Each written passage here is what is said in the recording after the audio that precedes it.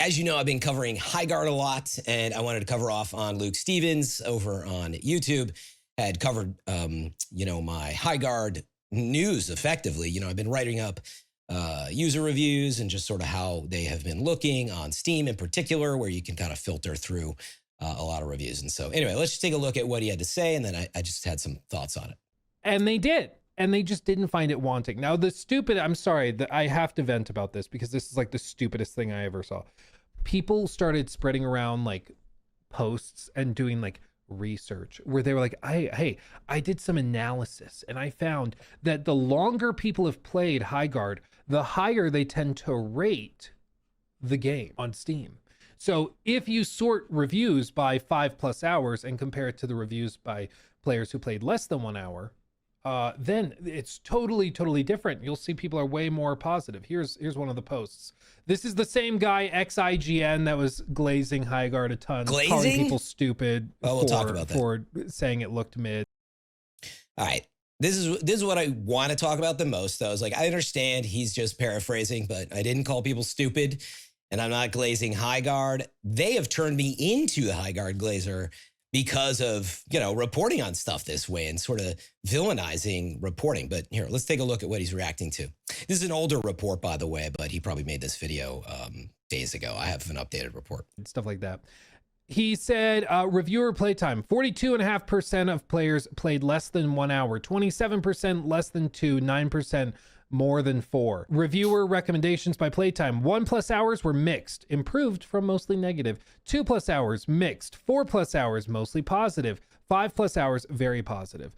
And there were fewer than 100 Steam reviews that had played more than 10. Now, the reason what this is being used to describe, and I've seen articles written about this by similar people, is they're saying, okay, well, the implication is that people are acting in bad faith, that the people that are leaving negative reviews are just popping in, playing for 10 minutes, and then downvoting it and reviewing it badly because they're just haters. They didn't give the game a fair shot, right? What drives me crazy about this is that this is literally true for every game ever.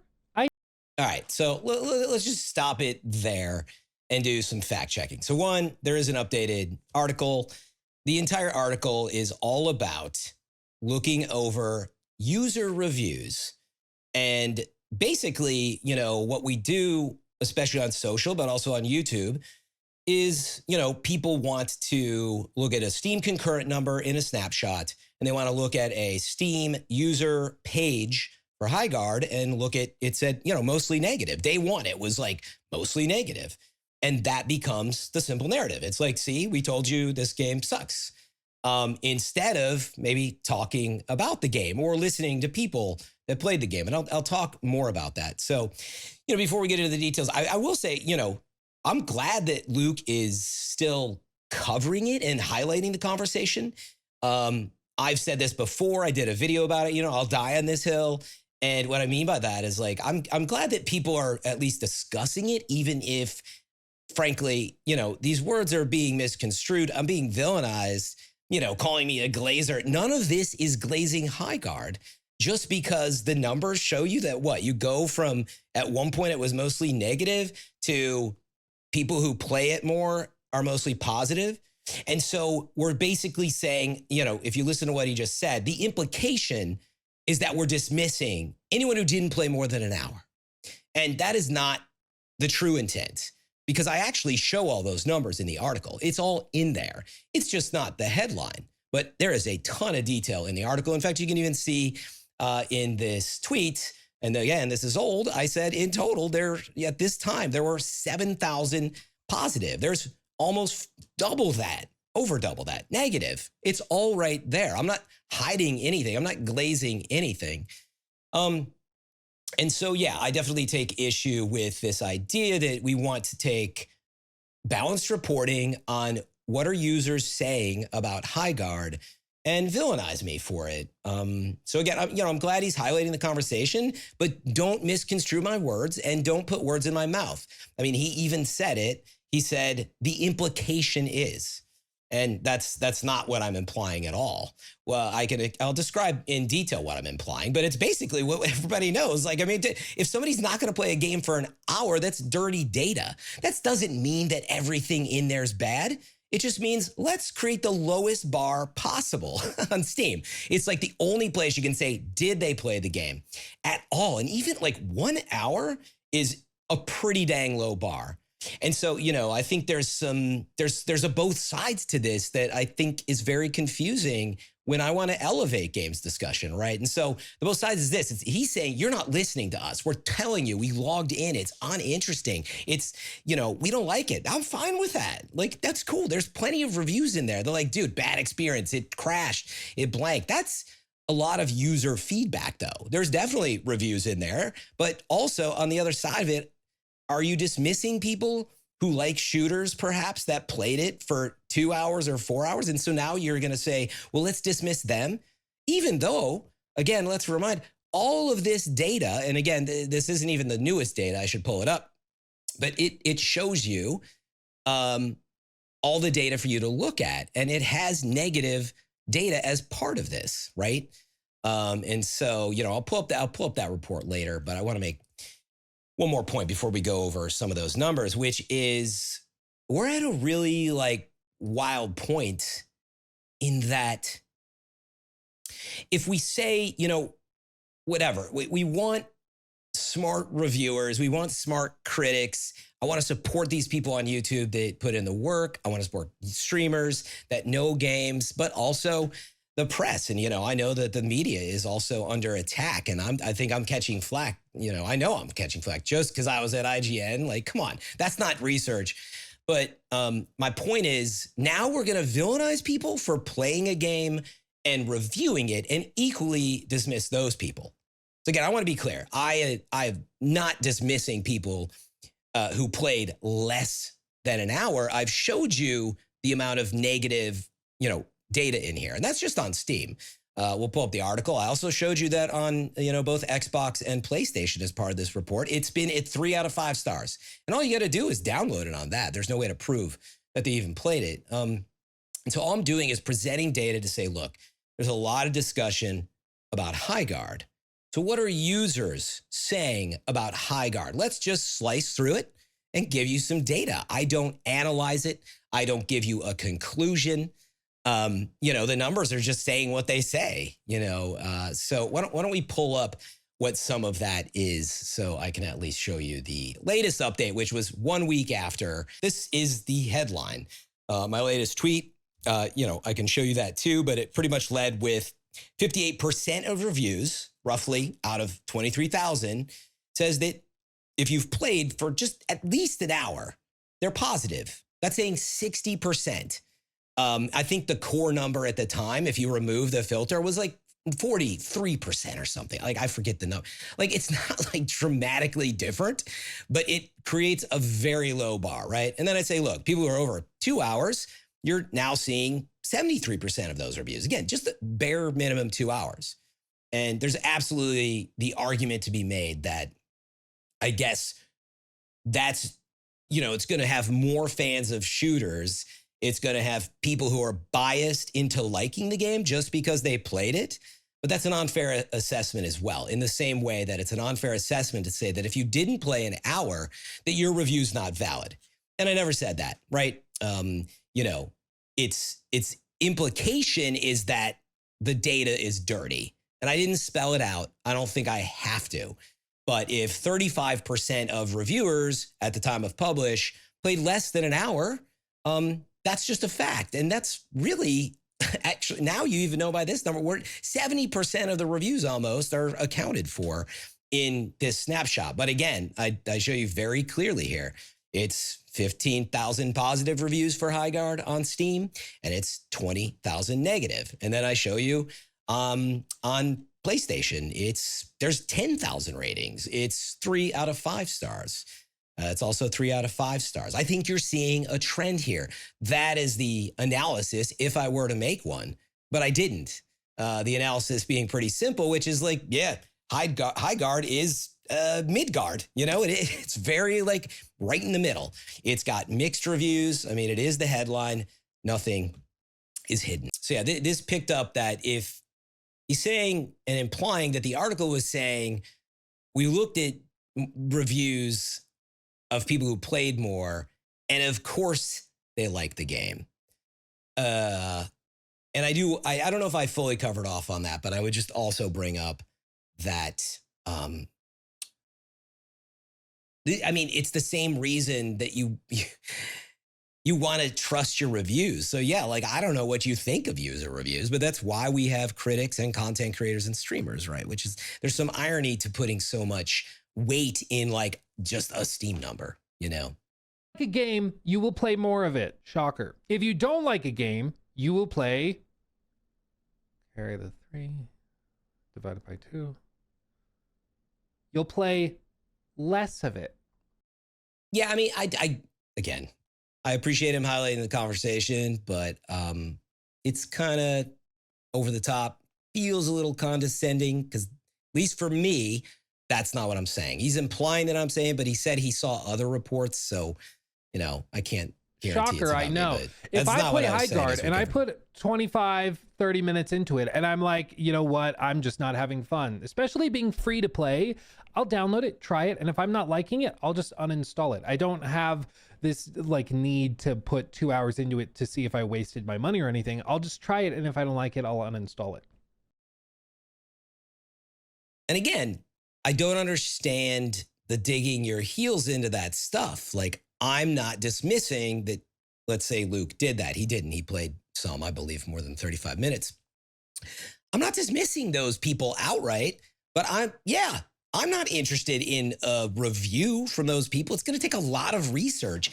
As I often tell people, they're like, don't listen to IGN. And I'm like, yeah, don't. You should listen to the reviewer by name. You know, every time people quote IGN, I'm like, who reviewed it? You know, you really got to pay attention. That's why I actually don't love Metacritic and OpenCritic. You got to dig through the stuff because it just gets boiled down. But critics do have to play the game. And there's a point to be made there for sure. You know, low barrier to entry, but low barrier to entry goes both ways. It means you can get in quickly and you can leave just as quickly, right? It's why I said that for certain games like extraction shooters, it may actually be better to have a price tag on it because it's a higher barrier to entry, but that means that people are not just going to instantaneously rage quit if they get griefed on or if they have a really bad first 1 or 2 rounds in the game where they die and lose their stuff. If they paid for it, they're less likely to give up on it because they you know, put money up front to experience it. Yeah, he's illustrating why you also have to be careful with free-to-play user reviews because there is no barrier to entry. I know that's not the main point he was trying to make there, but like, it's only is more of a reason to be careful to at least like, can we see if they played an hour? Whereas, you know, so there's a give and take. There's a pro and con for both sides of it. But in the case of something like Highguard, they needed people to just get in and try it, especially because they didn't really do much to explain what the game even was. So this whole thing, like, yes, it's true. The longer people play, the more they tend to like it. And yeah, I cannot stress enough. We already covered on it, I know. That is not what I am saying here. And no, I don't appreciate putting those words in my mouth. Oh, we got a little raid. A good time to pause, perhaps. So the longer people play, the more they tend to like it. That's true of literally every video game. And again, I just really take issue with that. It's saying that it's basically it's saying you can't trust user reviews then, because if you play it past an hour, you shouldn't trust them, or you're dismissing those reviews. I don't know, just when like it's kind of negative, controversial title. Like I don't really know how to process that. I do understand the implication though. And that's kind of what I was getting at is like, yeah, with a user review, if they play it more, they probably do tend to like it. I still don't think 1 to 5 hours is like much of a bar though. So depends on the type of game. A free-to-play game, a shooter, I think there's some discussion to be had there. But like, you know what I mean? It's not literally every game under the sun. And yeah, when I go to look for a review on Steam of a user, from a user, I'll usually for any substantial game, I click it over 10. The people who love Call of Duty probably have hundreds or thousands of hours in Call of Duty. The people that played Call of Duty for 15 minutes didn't like it. Does that mean their opinions are invalid? No. No, I agree with you. But should you Or do you want reviews from anybody under the sun? And that's the question. No, like it just doesn't. But this is like, this doubles up with another narrative that actually started by Sven from Larian, and he has since clarified his opinion and what he was trying to say. Sven from the Baldur's Gate 3 studios, Larian Studios, of course, Divinity as well. And so he said he made previous posts describing how he thought that games and game reviewers and critics should possibly be rated themselves, like with a Metacritic for reviewers. It kind of seems, I don't know, he might have, like, I don't know if he's responding to somebody or if that's his. Since clarified it and was trying to say, like, his point is not that I have an issue with criticism. My point is that it doesn't need to be hurtful, which I agree. All criticism should be constructive, certainly. But this kind of built on other narratives that were building up in the. So I don't want to go over all this, but Sven basically said, like, hey, can we not crap on people's art, is basically what he was saying. But he did suggest, what if there was, and we could find the tweet is out there somewhere and recorded. But he basically was like, oh, what should we like have ratings for reviewers and their sort of trustworthiness, their level of critique. And, you know, I'm like, I don't think carte blanche, there's an easy way to do it or the right way to do it. But yeah, he deleted it because he felt it was misunderstood. And like, I actually think like the point, it's similar to why OpenCritic has verified reviewers, you know, but it would take it to another level. So I actually think there's something there, you know. I used to do a show called Mixed Reviews on IGN where it was like a very clear and specific subset of just folks that we picked that we felt were very consistent. In other words, instead of everybody under the Metacritic sun, it would be, you know, like at the time, this was like 10 years ago, but like GameSpot and IGN and Game Informer and Eurogamer and PC Gamer and Rock, Paper, Shotgun or whatever it was, you know. I think that there's just a fascinating disconnect between some of the games media with, you know, people like Fran, 18 years, ex-IGN, who has been trying to like glaze and buff this game up as best he can. There's a disconnect between people like him and then other people that have suggested that, you know, if you don't like Highguard, you're just being a hater. And then what seemed to be the vast majority of players who tried it and just found it not good enough to play. Like it just wasn't good enough. And that's a story as old as time. You know, there's been plenty of these posts from people that have found, the same the same Corpos who shilled for Concord are now shilling for Highguard. Who could have seen that coming? So yeah, again, that is the core issue. Not glazing for Highguard, and he's looking at a Steam page number that says 43% of the reviewers are positive. And so, you know, he's looking at a number that says almost half of the audience, with just the way that Steam works, they're either okay with it or they like it, and half of them don't like it. And with that, by reporting on that, I'm somehow glazing the game. And really what I see is, and that's the thing, I don't want to trade accusatory stuff, but like, it feels like we get trapped in these echo chambers. And I can imagine, you know, producing this content very often on YouTube. You hear a lot of what your chat likes to hear. You hear sort of the majority narrative, you know what clicks. And so it's easier to just cover off on it like that. I did watch, I believe, like some of these same people that wrote most of this video. And like, all he says is he played it, but he doesn't really give any review of it. And that's where I'm like, well, I guess he's not a reviewer reviewing the game. I mean, that's fine. Like, he may not be a reviewer and a critic in that sense. And that's sort of the point. Should we not listen to, you know, let's say I'm sure I can find you a Highguard reviewer that is a shooter fan. They like Apex and they spent 10 to 20 hours playing it, and they have their gripes, but they have things that they really like about it. And so what? We should just dismiss those people because, you know, the vocal audience or half the audience is really pissed off that this game is not in the genre that they want anymore, that we have a hero shooter problem. All they want to hear is that. They're like, that trailer sucked. We don't want any more hero shooters. You know, I don't like the way that it looks, and you're not going to get me to play it. I'm not going to ever take it seriously. And like that is a huge issue for these games. And Highguard's like right in the crosshairs.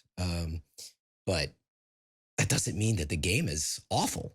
And that's, I guess I didn't say it at the beginning. We have this problem where it's a 0 or 100 in trying to have a conversation about games. And so all I stand for and have stood for a quarter of a century in reviewing and covering games and stuff, it's just that it's about the details, you know, and like even great games have things that you wish were better. And then there's just a ton of games in the middle. And I think that's like a bigger issue now more than ever, is that there's so many games in the middle. It's just easy to dismiss a game.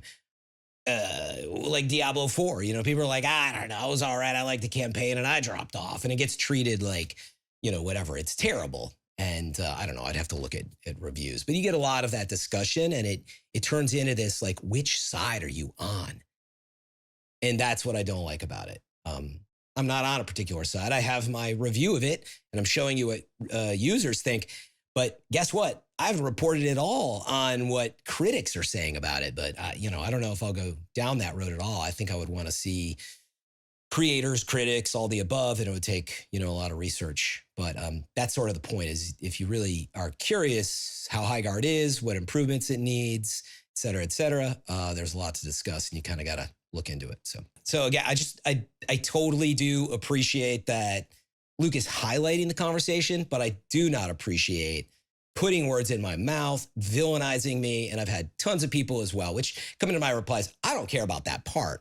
But you see like this echo chamber effect where the narrative since day one is people have just been looking at it, that it's like, you are saying that people who didn't play the game for an hour don't count. That's not true, because I've showed the data since day one. But again, I think it's a pretty low bar. Yeah, the implication is like it's a really low bar. And we know this for all Steam games, that an hour is the bare minimum filter, okay? I can't set it to like 45 minutes, okay? I can't assume that you spent 20 minutes in the tutorial and maybe you got in like 2 games. You know, and even that, again, are we trying to say that reviews,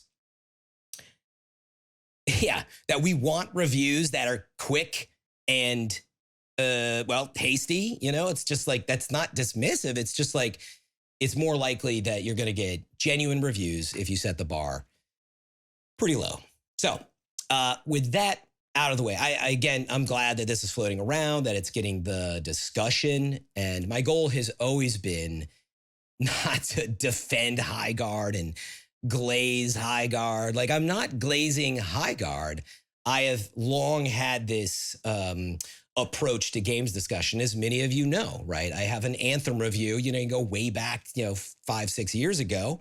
And it talks all about Anthem's flaws. And it also talks about some of the really cool parts of it. And to this day, you have people talking about some of the javelins. And it's like, oh man, I'm sure some people are just going to laugh that I would even bring up Anthem. And again, it's not that I was like, that was my favorite game. I didn't play it for that long. I played it for like 80 hours worth and did a review, but it's just to illustrate that there are parts of games that are interesting. They're worth discussing. It's what I like most about game discussion, is that when someone's like, man, I really liked Astrobot, but it just doesn't feel like Mario. Like the friction under Mario's feet is amazing. Like the little physics details, whatever it is. I think you could pick a lot of different games, the polish of Overwatch even, love or hate the balance. Since day one, I've always just been like, man, like the polish and the art and the attention to detail in Overwatch has always been amazing. That ebbs and flows in terms of how much fun you're having with it. But yeah, I think there's a lot of games that you can discuss the details, and that's what I'm all about. That's all this has ever been about. And people want to turn me into some Highguard glazer just because I'm reporting on it. I will say, obviously, I continue to report on it because, I think there was so much hate that people were looking for kind of a balanced viewpoint. And again, I don't know how many times I have to say it. I'm not dismissing you if you think the trailer looks lame. I get the implication, but I never meant to do that. Even did a video that explained it further. I have a thoughts article on this that you can also see 10 hours of like review type feedback impressions where I talk about positives and negatives for Highguard. I'm not saying that this is the best game ever. I offered up some ideas for improvements and, you know, stuff like that. So again, I'd love to hear from folks in chat and the comments and all that. But like with that out of the way, we'll see if Highguard makes any more news in the future. You know, I think they're gonna, you know, look, here's actually, I'll end this on the topic that I've not gotten into. And that's the one that everybody's so focused on. Is Highguard a flop?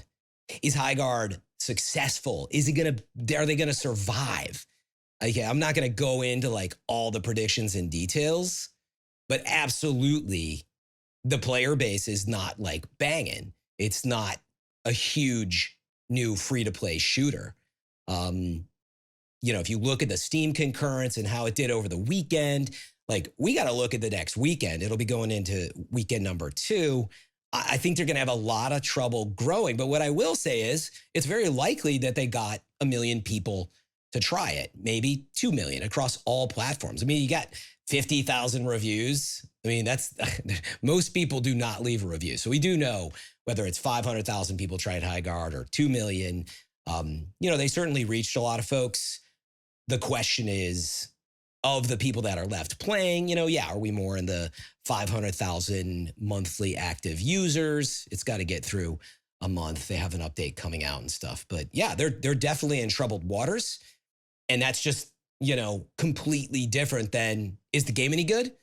And I separate those discussions constantly. And we are so fixated on that. And I think that's the unsaid part, is people snapshot Steam concurrence and pretend that that is a review of a game. And really all that it is it's consumer rejection at best, you know. And even then there's small games that, you know, have 2,000 concurrence for like years and years and years. And that doesn't make the game bad.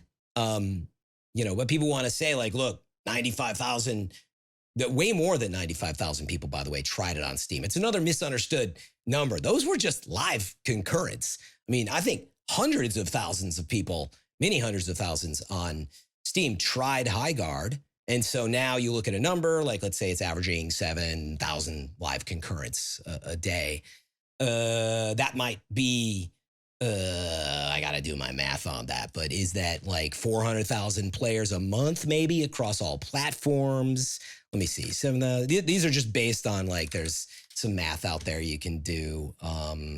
Could actually be more than that in a month. The ratios, they do vary. So yeah, if you've got live concurrence at say 7,000, maybe on the low end across all platforms, you're still probably, it's hard to believe. It is, but the numbers say you might reach 1 million or 2 people a month, even at those numbers, if they can sustain them. But that may not be enough money for them to survive. So again, completely different discussion from how's Highguard? Do you like the movement? How's the shooting? Is this mode any good? Have they fixed the technical issues? And technical issues are also not a review of a game.